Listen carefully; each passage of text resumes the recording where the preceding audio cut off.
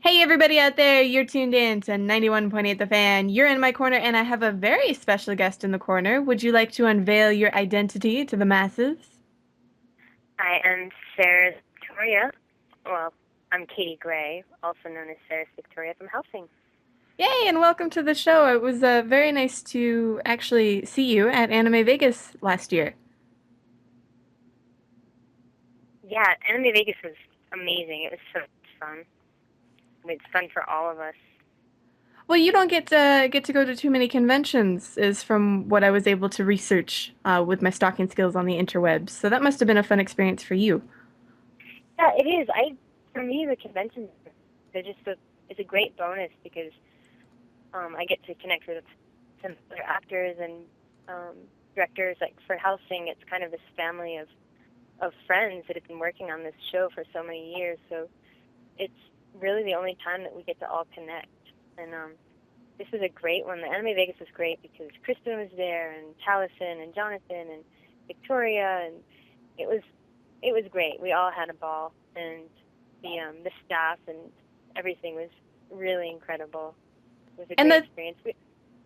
and the timing for that was kind of amazing too, because you guys had just started recording again for the latest housing from what I Yes, know.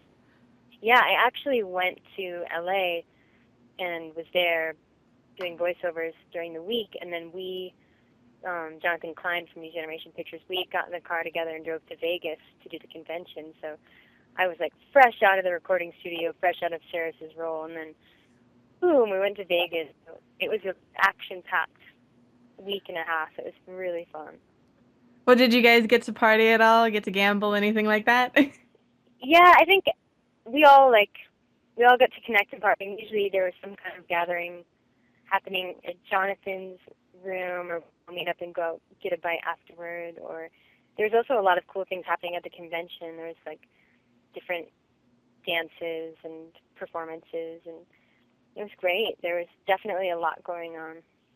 Well, it sounds like you had a good time, and I know that the attendees had a good time as well. Everyone seemed very impressed with that year.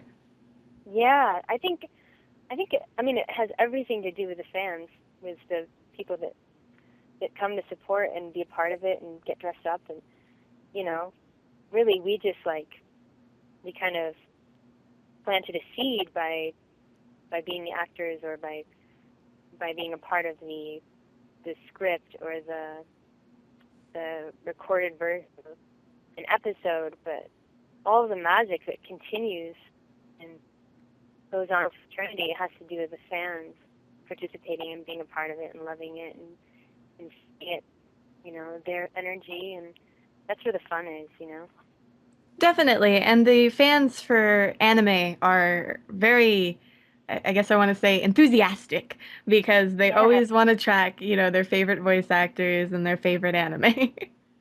yeah. There's such good vibes. Everyone's so enthusiastic, and it's awesome. It's really, seriously, so wonderful. Now, one thing that I was curious about when I was looking through your bio and all the stuff I could find out on the internet, stalking 2.0, Yep.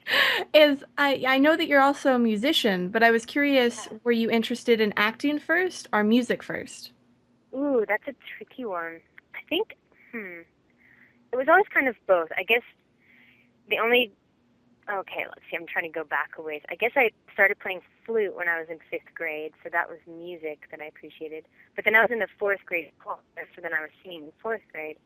But I was also in plays when I was really young. I think they were kind of hand in hand. I actually, as far as a profession, I actually pursued acting first. And when I was 18, I moved to LA to just delve into Hollywood and pursue acting. And then when I was about 22, that's when I, 21, 22, that's when I got the guitar, and I was like, okay, music is where it's at. I'm going to do and music. And pretty much the last, man, maybe like 8 years, I've been definitely devoted to the music and perform the acting more sparse. It's more sparse for me than the music.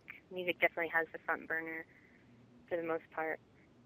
Well, I would assume at 18 years old, moving to LA, that would be kind of intimidating.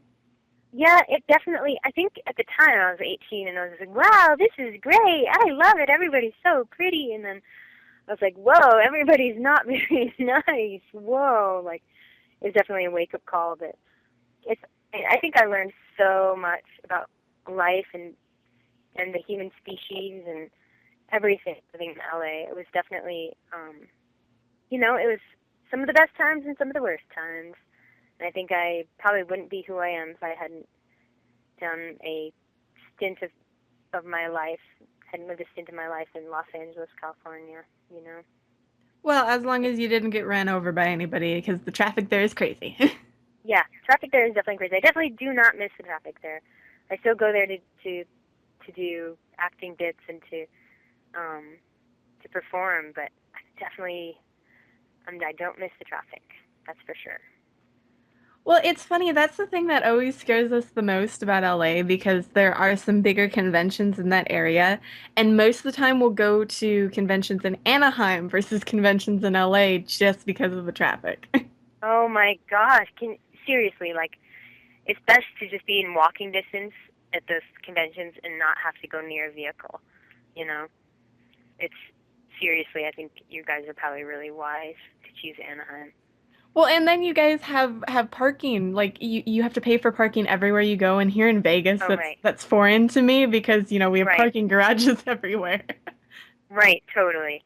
Well, I think Vegas is also a city that's designed for um, kind of fluxes of a bunch of people, and then they kind of stream out. There's a lot of people. It's kind of designed upward where it can handle a lot of people. So the shape of Vegas, I think, is more vertical, whereas LA's more horizontal. It's kind of more spread out. So people really have to rely on their vehicle to get from A to B. It could be across LA. It could take you an hour and a half to get however many miles.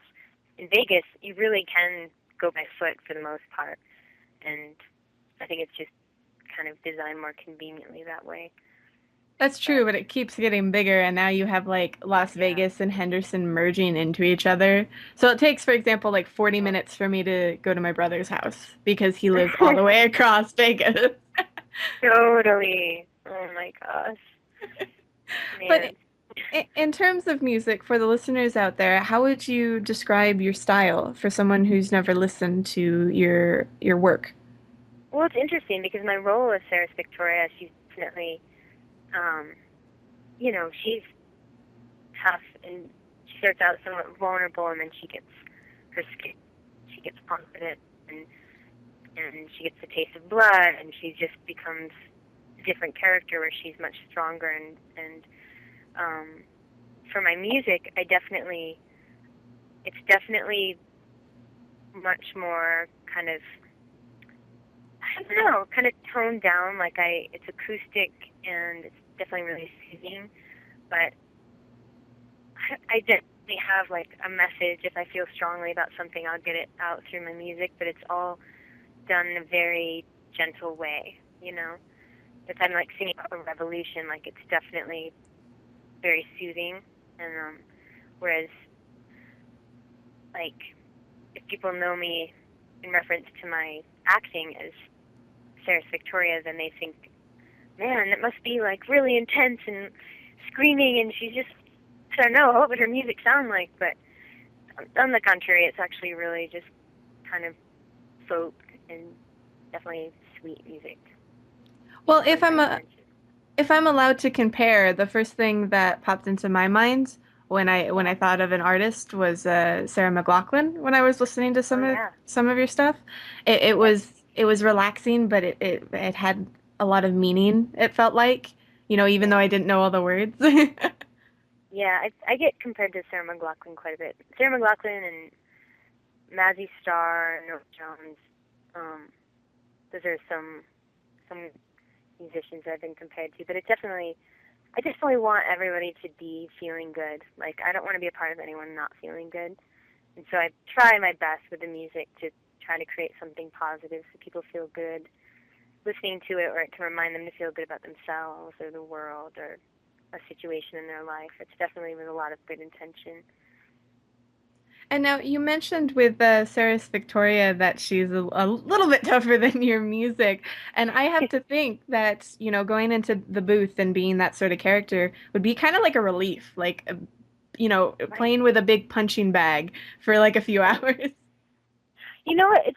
You're actually really, you're right. At first, I was really intimidated by, like, because I said to the director and to the producer, I said, you guys, just to let you know, I don't scream. Like, I sing. My voice is. I've never had a screaming voice. Like, don't ever make me scream. And they're like, okay, sure, no problem. Little does she know, like, at some point, years down the road, you're really gonna have to scream a lot.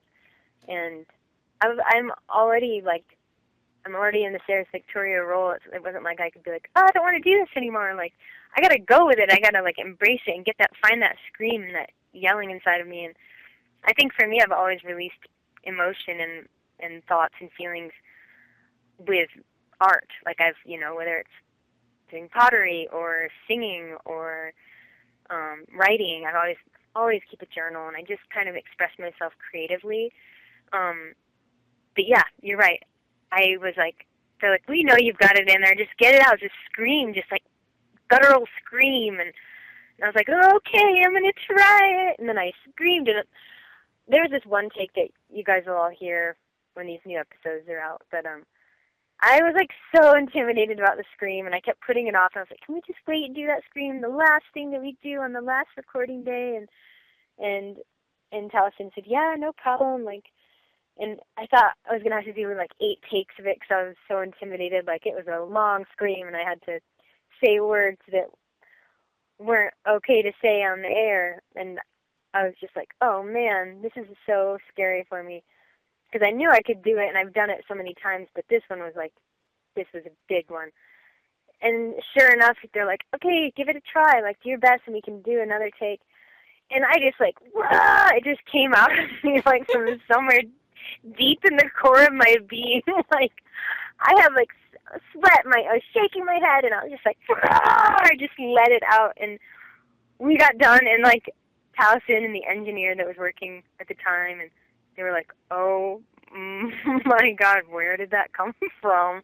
I'm like, I have no idea. Was that good? And they're like, oh man, they're like, you nailed it. They They said you unleash just like, something. yeah. They were like that. You just that was good. They're like, you definitely hit it, and that was perfect. And now, have So you ever perhaps not necessarily damaged your voice, but lost your voice from screaming? um, I've never actually lost my voice. Definitely, I think I've. It's kind of it's an interesting balance because you need to train your voice and definitely exercise it and you need to use your voice a lot because it's really like training muscles. So to get those muscles stronger, you have to work your voice, but then you can push it to where you've overworked it, and then you know those muscles. Kind of like if you're working out, and the next day you kind of feel stronger, unless you overwork, then you feel in pain. I think it's just kind of seeing the vocal cords in a similar perspective. Definitely, there's been times where I had lost bits of my voice, not completely, but definitely overworked it. And Well, then, it like days later, it's stronger because the muscles build stronger. Well, I can understand that to a degree because when I was in elementary and middle school, I was in choir, so I always had to like do the strengthening the diaphragm thing, Right. consistently in the class. So I understand that to a degree. Totally. Exactly. And I think with But that, we're going to take a short break here on 91.8 The Fan, but don't go anywhere. Our special guest isn't going anywhere, so keep it tuned to your favorite station where you can listen to everything you want and nothing you don't. Do you know what's on 918 The Fan? A bunch of our crap. Good heavens. You know what's not on 918 The Fan? A bunch of your crap. Balderdash, I say. Want your crap on 918 The Fan? Quite so, good fellow. Then send your crap titled Fan Friday Submissions to kibs at 918thefan.com, and we might just post it up for all the world to see. What do you have to lose? Nothing. Nothing, I say. Quite so. Quite right. Yes, jolly good. Cheerio. Pip pip, I say. Ah, yes, good sir. Hey, everybody out there, you're tuned in to 91.8 The Fan, and my special guest is still here. Are you still here? I am still here. She is still alive. We didn't hurt her. God, stop giving me that dirty look. God. So I like to talk to them sometimes. They don't respond to me. Maybe I'm just talking to myself. Oh. Anyway, what I wanted to ask about, and I wanted the listeners to know about this as well, where can they find out more about your projects or your music? I mean, just like with anything, online is the best place to go. Um, the difference is that as an actress, I'm K.T, KT Gray, but my music's under Katie Gray, Katie.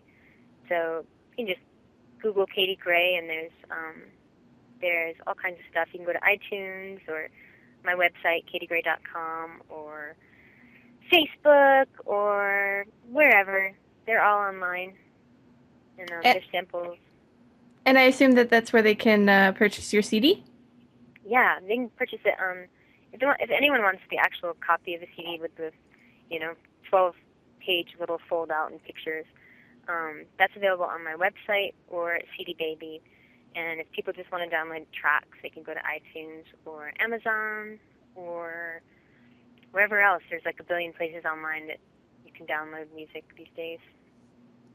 And now, are there any projects that you're working on that you can pimp out to the fans or that you've completed that you'd like them to know about? Sure, I'm actually working on a really fun project right now. It's a band I'm in. It's called Sea Stars, like Seastars, and my boyfriend and I. He's a musician too. He's kind of more rock and roll, and Bauman, and we have it's kind of a duet. Like we sing a lot of songs together, but some of the songs are more rock and roll, and some are more smooth and folky, and some have electronic hues. And we are just about to release our debut album for the Sea Stars project. So that's a fun one. And And is there any place people can keep track of that, or would it be your website and Facebook and all that?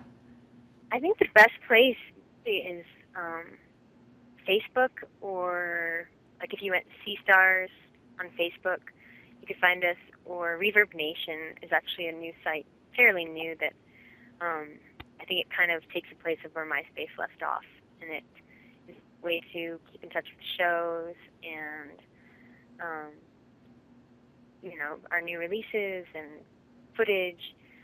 So you could go to reverbnation.com/the Sea Stars. That's a good look up what's happening, or the page on Reverb Nation for K too, and that stays updated. And is there any other projects that you're working on? Oops, you got cut off for some reason. What was that? I'm sorry, is there any other projects that you're working on? Oh, let's see. Yeah, I do the vocals for Kurt's band. He has a rock and roll band called The Burned, and it's Burned, The Burned, and that's just pure rock and roll. It's really cool, and I just sing backup. I'm a vocalist in that band, and I do sometimes I work with electronic artists, producers, DJs, and someone I've been working with recently that I really love what we collaborate together. His name's Random Rab, and you can look up Random Rab featuring Katie Gray, and we've worked on a couple cool tracks. There's one we did called Gathers All, and it has a music video that's really cool. And what else? I don't know. I think that sums up the ones that I'm working on currently. Well, it seems like you're really open to different genres, not just the genre that you mostly experiment in for your own stuff. True. I really do honestly love all music, and even if I don't love a genre in its entirety, I can definitely find aspects of it that I appreciate. Like I love hip hop, I love jazz, I love country, I love folk, I love R&B. Like there's something in everything that sounds good. I might not love all the songs, and I might not even love an entire song, but there's something about it that I could get into, I'm sure. And when we lived in Texas, we lived in Austin for like a year and a half, and I definitely got to experience more of the southern, country feel, and that was sweet. And I've lived up in the Northwest and got to experience jam bands, and then down in LA and got into electronic music, and there's good stuff everywhere, especially with music. Definitely, I can agree with that. I mean, I remember still in middle school, I was a library aide, and the librarian teacher there, he still works there to this day, and I still visit the guy. But basically, he influenced a lot of my musical choices because I was only really open to like Evanescence. That was my big thing at the time, and Linkin Yeah. Park. And then like he would give me CDs to listen to like Ongo Bongo and Right. Tom Watts and things like that. So Oh, cool. like that's how I was able to get into more music. And I think everybody needs to experiment with music in some way to be able to accept Yeah, different genres. I think so too. And I think that like music is just vibration, and it's like different qualities of ourselves, different like archetypal forces that are are released and expressed through sound. And I feel like there's a part of everything in each of us, and I feel like there's hip hop in every one of us somewhere. There's this smooth, gentle lullaby inside of each of us somewhere, and I think that I actually think it is kind of healing to embrace new forms of music and just see what it awakens, within yourself. Like it's fun too. It's fun to make music and to just kind of take your barriers down, your like defined shape of who you think you are, and then just experiment and just try to like color outside of the lines and do something different. I think it's psychologically really powerful. And that's actually a really interesting take on it. I mean, we play music here and it's usually for depending on the DJ, it's the sort of music they like. But I always tell the DJs experiment. If you don't know this song, sneak it in and see if you like it. Yeah, it's so true. It's so true. And now, in terms of conventions, do you have any lined up for 2012?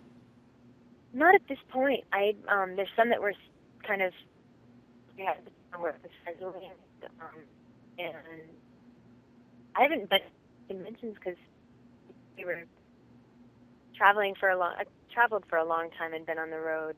You know, as a musician, you kind of find yourself on the road quite often, and but the conventions I've been to were Seattle, and then Vegas, and the other times that I've tried to set up convention, it didn't work out with my schedule. But yeah, if something, I'm super open to it. Like especially after the last one in Vegas, like it reminded me how important it is to go to conventions and how much fun it is and how important it is for me to interact with fans. And there's to me, I've been playing this role for so long. It's like yeah, whatever. I'm Sarah's Victoria, and it's cool. Like we're expecting snow today. Like it's just kind of it's not a big deal to me, but I think for someone that looks up to that character or that kind of has been influenced or just really appreciates that character, I think it's important for me to recognize that and I'm obviously I didn't write the part of Sarah's Victoria and I'm not her, but I've been Well, you brought chosen that character to life, though. right to express her and to bring her to life. So if my like interacting with someone makes them really happy or brings joy to them or is something inspiring, like why not? Conventions are so fun and there's so many great people. Like why not just go and have fun for a weekend and be around other people that speak the same language? And so I'm definitely open. If anybody out there has an idea of a convention I should go to, just let me know. I'm definitely open to making that. I should prioritize like a convention and do some shows in that town or something, like to work the schedule together. It's always been two worlds. Like the acting was one world and the music was another world. But now I'm seeing like, oh man, they can hold hands, they can merge. It's okay for me to do both and like to like go somewhere and be able to incorporate both into the same picture. I shouldn't like deny a part of myself while I'm accessing another part. Like I should just embrace it all. Well, you So could always perform at the convention. yeah, I've actually done it at both the conventions I was at, and people are like, "Whoa, Sarah's like tall and like, blonde, and you're like petite, and you're like dark complected with dark brown hair. You look so different than what I thought you looked like." And And then I'm like singing these like sweet folk songs, and I was like, "Who is that? That's Sarah Victoria. That is so strange." But yeah, it's good. It's good to show people it's okay to be different. Well, we'll keep watching your Facebook and your website Thank for you, love. if there's any conventions you have coming up. Yeah, I'll put it on my. I will officially. I'm telling all of you guys right now, and I promise. Like, if I have a convention coming up, I'll go ahead and merge it with my music to let everybody know, people that are keeping updated with my music, to keep people informed about where I'll be as far as conventions as well. And now I was wondering, since we're nearing the end of this interview, if you'd be willing to participate in a 91.8 The Fan tradition. Sure. Okay, basically, we ask if you'd be willing to do a radio bump for us. The trick of it, however, is that we do the takes live on air. Okay. Perfect. Okay, she's not afraid at all. I like that. Basically, Wait, wait. What? So what do I have to say? basically we ask if you'd be willing to say, "Hello, my name is," you insert your name. "I do Yep. this." You insert what Uh-huh. you do. You can say you're a musician, an actress, your roles, whatever you want to there. It's completely up to you, which might be Uh-huh. intimidating. And Okay. and you're tuned into 91.8 The Fan. Okay. 91.8 The Fan. Yes. So whenever Okay. you're If I mess ready, it up, I have to do it again. yes, you have to do it again. Okay. Okay. So I'm gonna try it, and if I mess it up, you guys can just all laugh, and then we'll start from the beginning, and I'll try to do it again. Okay. Are you ready? Yes, we're ready. Okay. Okay. Um. Hello. My name is Katie Gray, and I am the voice of Sarah Victoria on Helsing, and I like to make music, and I like to kinds of things, and it's more of me. Wonderful, incredible. Man, that was long, wasn't it? It seemed like it got a little bit choppy at Okay, the so let end. me let me just do it again. Okay, sorry, you guys. One more time. Okay, you ready? Yes, we're ready. Okay. Hello, I'm Katie Gray, and you are listening to 91.8 The Fan. Oh, shoot, I forgot to say Sarah Victoria. Okay, hold on. Well, you guys don't have to listen to it again. This is Katie Gray. I play the part of Sarah Victoria on Helsing, and you are listening to 91.8 The Fan. Perfect. There you go. Okay, we did it. I got way too carried away. I was like, you guys want me to write a novel? They're like, no. You could. We do have bumps that are literally like 2 minutes long. So Yeah, no. Okay, perfect. Thank you so much for the interview. It's been a lot of fun. thank you. This was a lot of fun for us too. Is there anything else you'd like to tell the listeners out there? Just thank you, listeners, for being who you are and for believing in a world that's sometimes not quite as drab as this one. It's a little more colorful and exciting and adventuresome, and I think it's really awesome that there's so many of us people a part of this anime world that can kind of share this magical reality. And if you'd like to keep updated with my music, just go online and look up Katie Gray, KatieGray, and you can write me on Facebook or wherever, Reverb Nation, and I'll keep in touch with you and keep you guys informed about upcoming stuff. Awesome.